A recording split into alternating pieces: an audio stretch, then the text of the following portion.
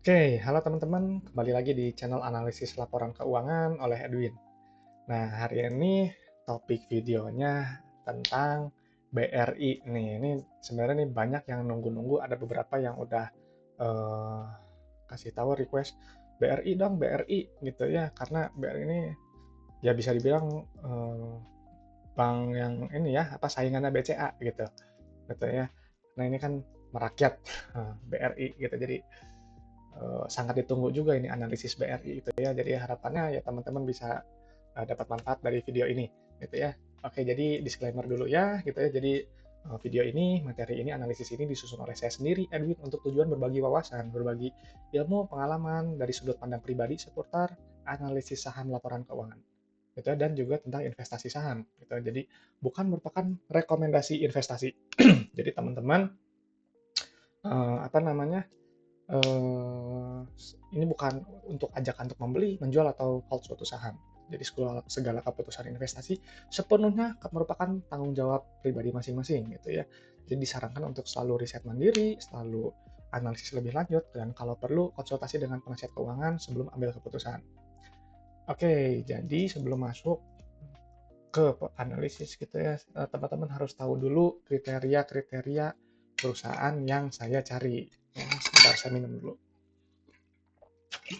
Oke, yang pertama adalah perusahaan yang bagi dividen gitu.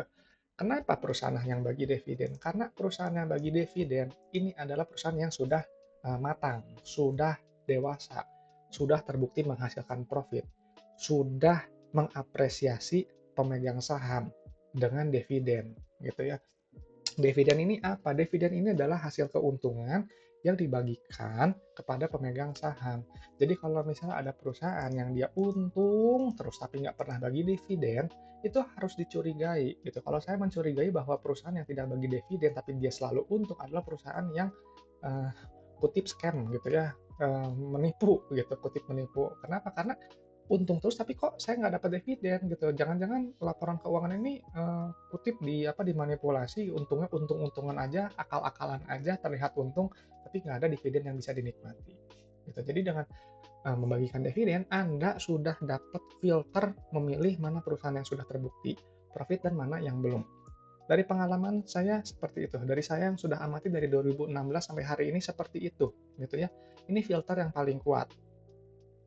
Jadi untuk bagi dividen, perusahaan itu harus punya kondisi bisnis yang sehat. Ini nomor dua, gitu ya. Jadi kalau nggak sehat, nggak mungkin bisa bagi dividen. Ini sehat ini bisa nanti Anda lihat di dalam laporan keuangan. Jadi penting sekali untuk berinvestasi dengan pendekatan investasi jangka panjang, wajib sekali Anda memahami laporan keuangan. Nggak harus mendalam sekali, tapi setidaknya yang pentingnya aja lah, gitu ya, yang Anda benar-benar favorit dan paham, dan harus dari laporan keuangan, gitu. Jadi jangan ikut-ikutan kata orang, jangan ikut-ikutan kata forum, apalagi jangan ikut-ikutan juga kata saya gitu ya, gitu. Jadi teman-teman harus yang analisis sendiri, gitu. Di sini juga kan saya hanya sharing kan gitu ya, apa yang saya lihat dari laporan keuangan ini, BRI ya, nanti kita akan bahas. Dan perusahaan itu harus dihargai di bawah nilai wajar, gitu ya, dihargai di bawah nilai wajar, harus under value, gitu. Karena kalau misalnya Anda membelinya tidak under value gitu ya, maka nanti takutnya Anda membeli terlalu mahal dan harganya turun. Karena dalam jangka panjang itu harga yang terlalu mahal, perusahaan yang dihargai terlalu mahal, nanti dia akan turun, gitu, akan mendekati nilai yang seharusnya, gitu. Jadi Anda perlu menghitung dulu nilai wajarnya berapa, gitu ya, entry-nya di berapa, gitu, supaya Anda tidak terjebak dan Anda tidak mengalami floating loss. Gitu. Jadi before you invest, please please please gitu ya, gunakan akal sehat Anda gitu ya. Jadi jangan ikut-ikutan, gunakan logika Anda, gunakan analisis Anda gitu. Anda harus percaya diri gitu. Nah, jadi karena tadi under value gitu, jadi metode yang saya ini memang menggunakan pendekatan value investing. Membeli saat harga sahamnya murah gitu di bawah nilai intrinsic value.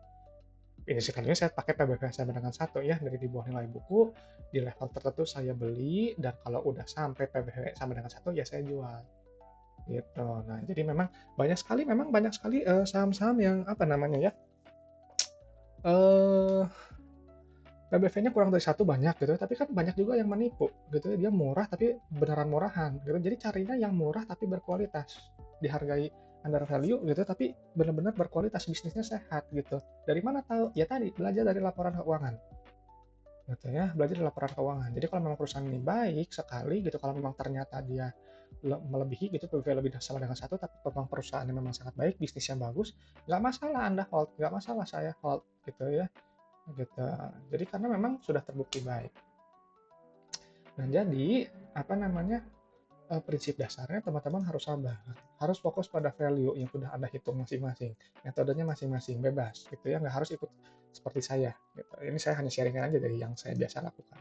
Dan orientasinya jangka panjang, karena nanti di akhir harga saham ini nanti akan, mencerminkan kinerja fundamental perusahaan, tapi dalam jangka panjang, nggak cuman besok gitu.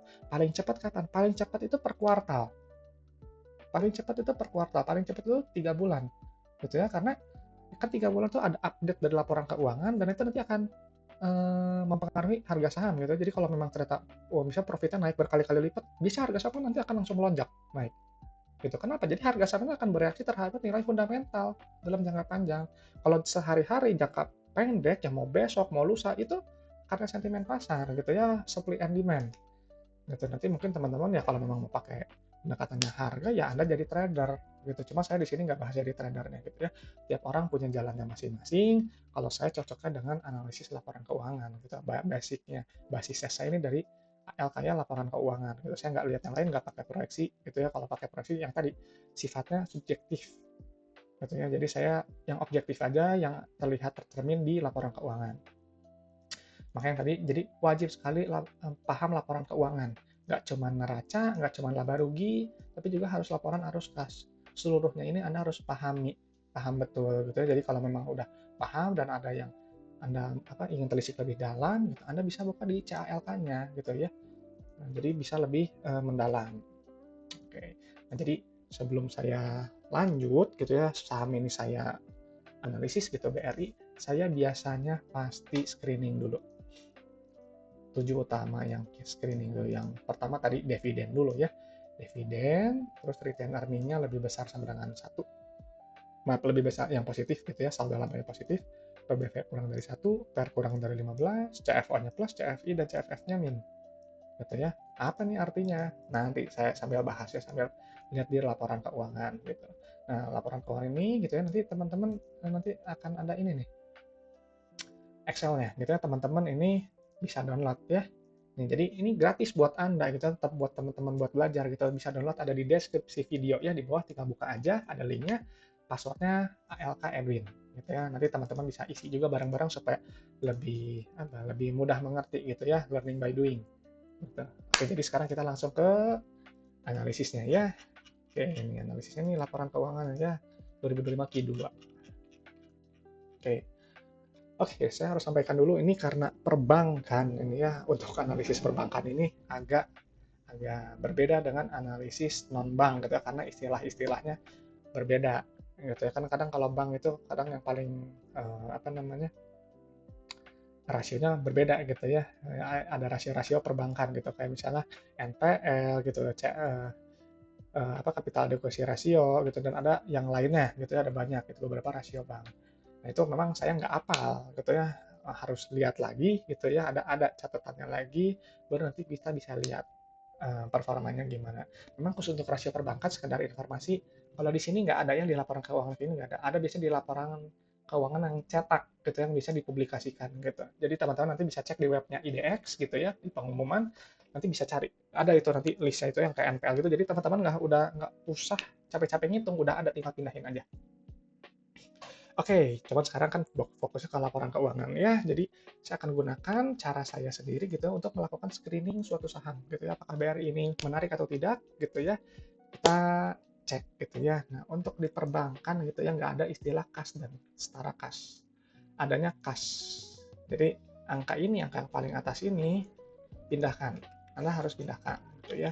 Kas ini apa? Kas ini adalah uang di dalam dompet Anda gitu ya, uang untuk Anda membayar sesuatu dan uang saat Anda menerima sesuatu, penerima pembayaran gitu. Kalau misalnya Anda bayar hutang pakai uang tunai.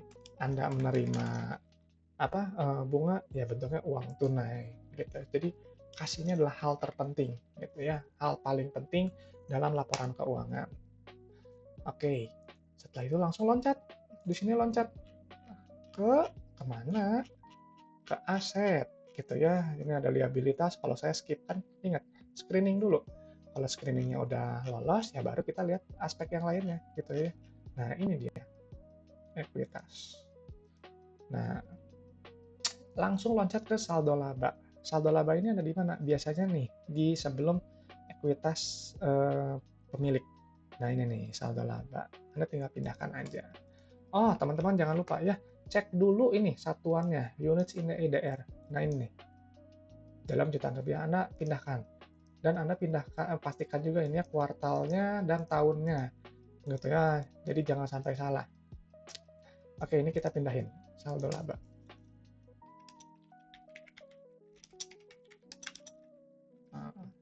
Sempit sekali ini, kita pindahin.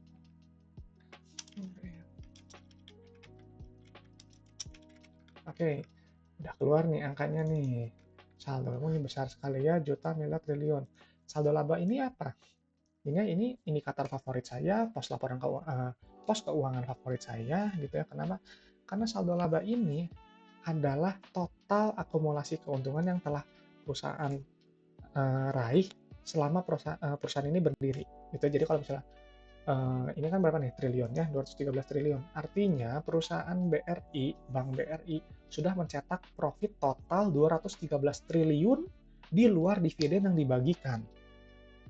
Gitu. Jadi perusahaan ini sangat-sangat luar biasa hebat, berprofit memang terbukti, gitu ya.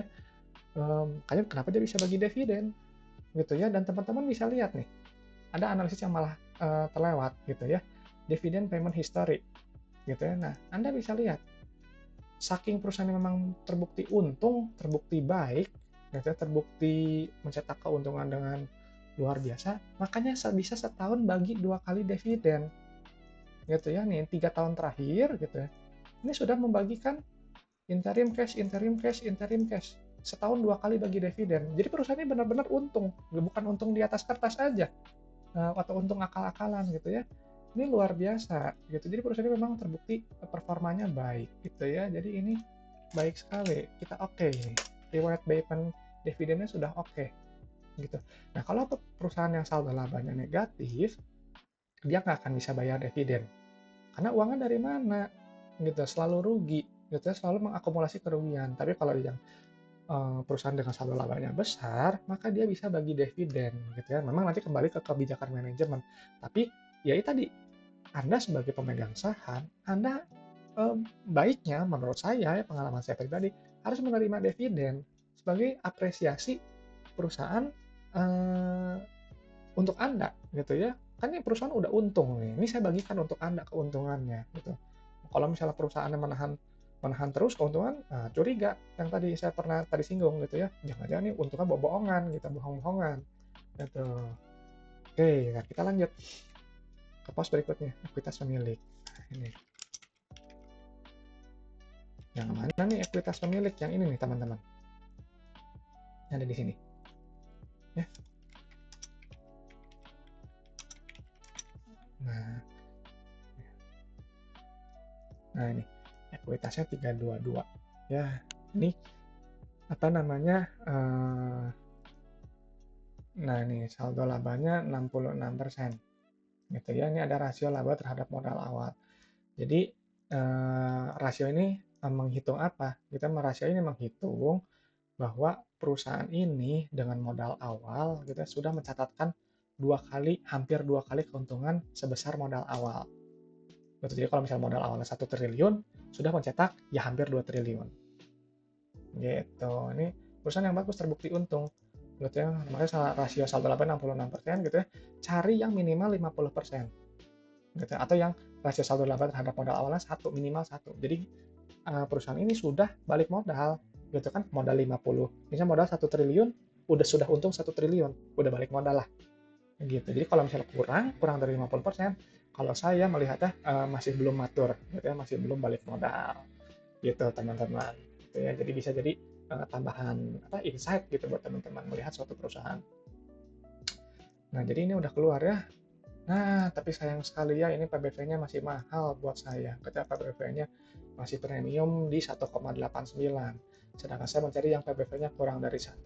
Kalau kayak gini gimana? Ya saya skip, cari saham lain. Gitu. Cuman video ini dibuat tadi untuk edukasi, untuk sharing ke teman-teman. Jadi kita lanjut ke laporan laba rugi. Nah, ini laporan laba rugi ya. Nah, untuk laba rugi pada perbankan ini beda. Gitu ya. Kalau di perusahaan biasa, pendapatan ini revenue, total sales, net sales. Kalau di bank, itu namanya interest income. Kalau misalnya ada syariah, total interest and syariah income. Ini yang benar. Gitu ya. Nah, jadi cuman kalau saya di Excel-nya saya ini memang saya gunakan format untuk semua perusahaan secara umum gitu. Tapi yang kalau misalnya teman-teman dapat yang perbankan gitu ya, saya sambil jelasin di sini. Angka yang ini, total interest dan syariah income, itu adalah pendapatan bank. Adalah pendapatan bank. Jadi Anda pindahkan angka yang ini. Oke, kita pindahin dulu ya. Nah, ini udah dipindahin. Nah, lalu laba brutonya mana nih? Ini juga laba bruto. Ingat, laba bruto gitu, laba bruto adalah pendapatan dikurangi COGS, pendapatan dikurangi beban. Berarti logikanya kalau di bank, pendapatan bunga dikurangi dengan beban bunga. Nah, ini total. Nah, berarti pendapatan bunga dan syariah neto. Ini nih, net income from interest and syariah. Yang ini ya. Jadi ini adalah laba kotor banknya. Itu laba kotor banknya. Pakai yang ini. Nah, ini hebat nih. Yang teman-teman kalau pernah nonton video saya yang penonton video sebelumnya BCA dan BNI, pasti saya bilang bisnis perbankan ini adalah bisnis dengan margin profit yang tinggi. Betul. Kenapa? Ini lihat margin laba kotornya 71%. Artinya semakin banyak, semakin tinggi GPM-nya, maka NPM-nya juga akan semakin besar. Gitu kan, nanti biaya laba kotor ini nanti kan dikurangi beban-beban lain. Nanti baru didapatkan nilai akhirnya di net profit margin. Gitu. Jadi untuk saya yang terpenting itu 3 ini aja, gitu ya. Saya nggak gitu menghitung kayak laba usaha, laba sebelum pajak itu saya sih nggak pernah hitung. Ini jarang sekali gitu, karena 3 ini yang paling kunci menurut saya gitu. Tahu pendapatannya berapa, kalau bertambah dia artinya semakin bagus, gross profit tadi ya, bisa 2 revenue-nya naik atau efisiensi semakin tinggi semakin bagus gitu ya. Terakhir net profit-nya harus semakin tinggi semakin baik, gitu. Nah, untuk net profit ambil di mana? Ambil di sini. Ada di bawah. Nah, ini laba bersih, bukan yang ini. Itu kan kalau di sini tuh ada laba operasional, dikurangin beban lain-lain, kan harus dikurangi bebannya. Jadi semakin besar GPM, nanti NPM-nya semakin tinggi. Ini kita lihat nih NPM-nya berapa ya. Oke, teman-teman bentar ya, saya mau minum dulu. Haus.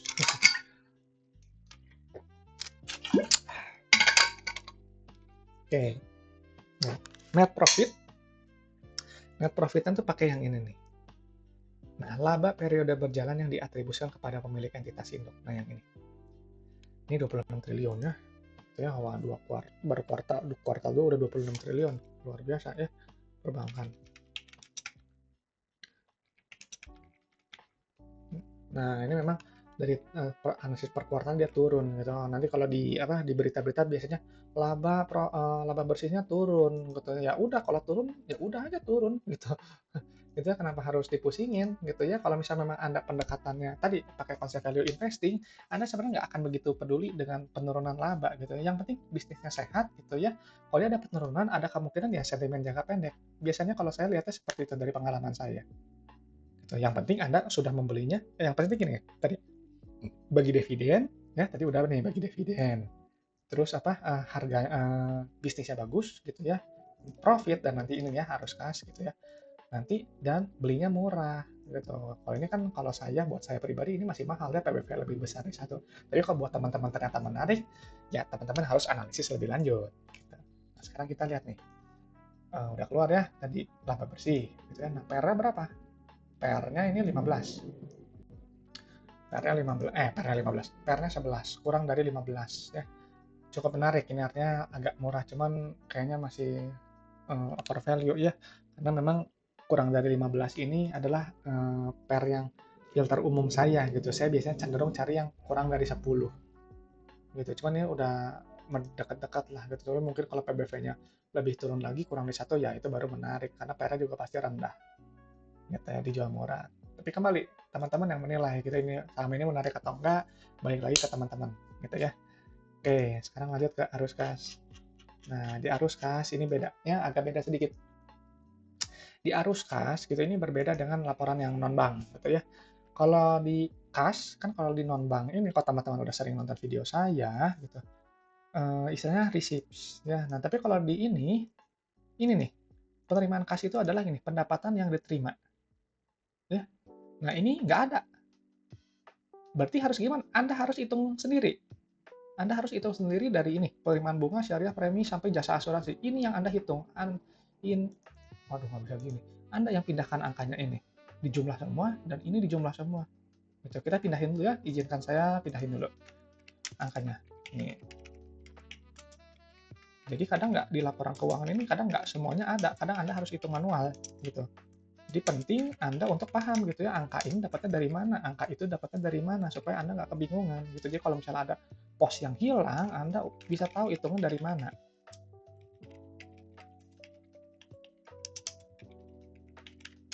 Oke, ini penerimaan kasnya. Gitu ya. Kualitasnya bagus sekali ini 130%. Ini adalah rasio kunci saya, rasio kunci andalan saya gitu ya. Jadi semakin dia besar rasio penerimaan kasnya, semakin ini artinya perusahaan kalau perusahaan non bank gitu ya, perusahaan ini dapat mengelola piutangnya gitu. Tapi kalau ini tinggi gitu ya pada perbankan ya dia bisa mengendalikan gitu ya uangnya bisa diraih dengan banyak gitu. Contohnya gini, kan tadi pendapatan bunganya 102, tapi memperoleh uangnya 134, berarti kan ini bisa menagih apa namanya, kutip pinjaman yang sudah diberikan, gitu ya, bisa bisa balik itu tetap dapat uang kas. Yang tadi uang kas ini kan adalah dompet, Anda pembayar, Anda menerima itu harus dalam bentuk uang, gitu. Jadi pastikan untuk rasio penerimaan kas dan pendapatan ini, harus tinggi gitu ya, minimal 90-95%, mendekati 100% lah gitu ya, jangan terlalu jomplang di bawah sekali, tapi kalau misalnya dia lebih dari 100% itu bagus. Kalau dia konsisten seperti ini, dia bagus juga gitu ya. Gitu, artinya kan piutang nanti semakin lama semakin berkurang gitu. Nah, sekarang kita lihat di perbankan. Nah, untuk CFO di bank ini berbeda dengan yang non bank. Nah, di sini kalau misalnya teman-teman lihat di laporan keuangan yang Bank BRI ya, net CFO-nya kadang teman-teman pakainya yang ini nih. Nah, di akhir kas neto yang diperoleh ini bukan yang ini teman-teman. Pakainya yang ini. Arus kas sebelum perubahan dan dalam aset dan liabilitas operasi. Kenapa? Kan karena perbankan itu kan muterin uang gitu ya, pakai uang. Jadi harus yang sebelum perubahan dalam aset dan liabilitas. Jadi ini net CFO-nya. Pakai yang ini net CFO-nya, bukan pakai yang tadi. Itu kalau pakai yang non bank betul, yang angka final di sini. Tapi untuk yang bank, pakai yang ini. Kalau ini nggak ada gimana? Ya nanti Anda harus hitung sendiri. Kadang nanti di perusahaan yang di bank itu kalau dia nggak ada pos yang ini, nanti dia ada keterangan kayak gini nih, perubahan dalam aset. Nah, berarti sampai angka sebelum keterangan ini. Gitu, nanti Anda tinggal jumlahin aja. Ini saya jumlahin dulu ya. Saya jumlahin dulu.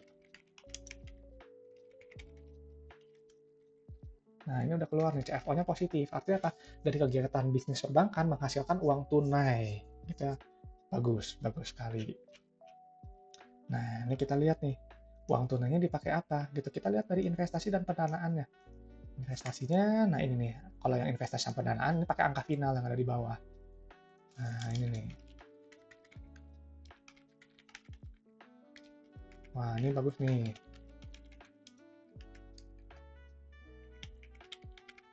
Kenapa bagus? Gitu ya.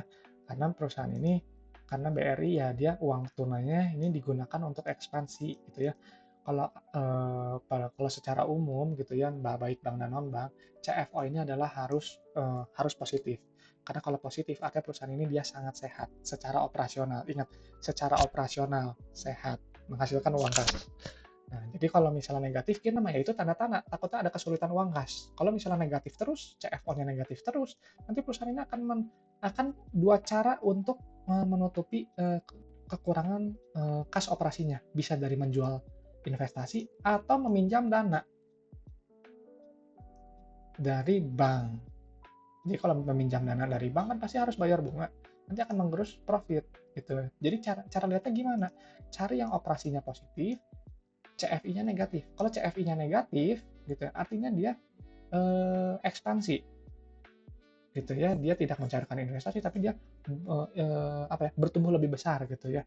Karena kan investasi ini kalau bisa nih, Anda teman-teman bisa lihat nih ya di investasi. Tuh, perolehan aset tetap. Kan perolehan aset tetap misalnya teman-teman beli alat, beli gedung, kan gitu. Gitu ya. Jadi harus yang negatif gitu. Oh, terima dividen gitu. Kalau terima dividen ya dia menambah. Itu cuman harus yang ini dong, perusahaan itu harus yang ekspansi terus-menerus. Karena harapannya supaya memperoleh keuntungan yang lebih besar di masa mendatang gitu. Nah, kalau yang pendanaan nih, teman-teman bisa lihat nih. Kalau dia positif, dia meminjam pinjaman ke bank. Kalau saya istilahnya gitu, yang paling gampang minjam ke bank. Tapi kalau dia negatif, dia bayar ke bank, gitu melunasi hutang. Nah, ini bisa contohnya aja nih, contohnya gampang nih. Nih, penerimaan pinjaman 27, pembayaran pinjaman 22, gitu ya. Kalau misalnya nilainya positif, artinya apa? Dia pinjam ke bank. Tapi kalau hasilnya negatif, ya dia bayar ke bank, gitu. Cuman mungkin di sini nilainya negatif ya karena ini ada ini apa namanya, pembagian laba, gitu. Pembagian laba untuk dividen. Nah, ini menarik sebenarnya, ini bagus nih. Secara pola laporan arus kas ini baik. Kenapa? Karena dia plus min tuh. Ini oke, oke, oke. Cuman memang karena pembagian dividen jadi Bank BRI harus mengerogoh koceknya sedikit lebih dalam untuk bayar dividen. Makanya kenapa di sini nggak ada kenaikan bersih kas dan setara kas. Dia negatif. Cuman nggak masalah gitu ya kalau di mata saya. Ya kan karena ini ada pos ininya ya, pembagian dividennya. Gitu. Oke, jadi untuk analis BRI gimana? Menarik nggak? Kalau kesimpulan dari saya dari hasil screeningnya gitu ya, dividen payment history-nya oke, baik. Saldo laba positif tapi PBV masih mahal. Jadi saya skip ini ya, saham ini tidak menarik. Lagi ini masih gede ya 1,89. PR-nya masih baik gitu ya, 11 gitu. CFO-nya positif, CFI-nya negatif, CFF-nya negatif gitu. Jadi saham ini ya buat saya secara operasional sih bagus gitu, tapi masih over value gitu. Tapi nggak tahu gimana menurut tanggapan teman-teman, apakah menarik atau enggak? Itu balik lagi ke opini masing-masing ya. Gitu. Jadi kalau misalnya teman-teman menarik nih kira-kira menarik BRI, silahkan Anda analisis lebih lanjut gitu ya. Nanti silahkan gunakan rasio-rasio keuangan yang memang perlu gitu. Karena di sini adalah screening dulu gitu ya, dan ini juga opini saya pribadi gitu ya. Jadi jangan jangan terlalu percaya dan jangan diikuti juga gitu ya. Harus gunakan analisa Anda sendiri. Tapi pastikan ya gunakan akal sehat Anda gitu. Cari yang menurut hati Anda srek gitu. Uh, Oke, jadi untuk pembahasan BRI sampai selesai sampai sini gitu ya. Kalau teman-teman ada request saham yang mau dibahas atau ada mungkin pos-pos yang ingin dibahas lebih lanjut, komen aja gitu ya. Nanti di video-video berikutnya nanti saya akan fasilitasi, nanti akan saya jawab, kita bahas, kita belajar bareng-bareng. Oke, gitu. Jadi sekian mungkin video hari ini gitu ya untuk pembahasan BRI. Mudah-mudahan bermanfaat. Kalau memang teman-teman merasa video ini bermanfaat, boleh like dan subscribe, jangan lupa gitu ya. Jadi sampai ketemu di video berikutnya. Thank you.